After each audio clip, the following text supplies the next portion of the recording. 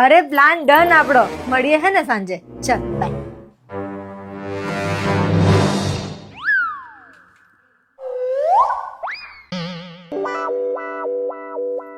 Mummy હું જાઉં છું. જય શ્રી કૃષ્ણ. એક મિનિટ, ક્યાં જાય છે? આજે અમે સ્કૂલ ફ્રેન્ડ્સ મળવાના છીએ. મમ્મીએ તમને કીધું નહીં? આજે તો વેલેન્ટાઇન્સ ડે છે. કેમ આજે સ્કૂલ ફ્રેન્ડ્સ ને ના મળાય? અચ્છા હવે સમજાયું તમને. એમ કે હું તમે આવું વિચારી જ કેવી રીતે શકો છો મારા વિશે? તમે મને ઓળખતા નથી કે શું?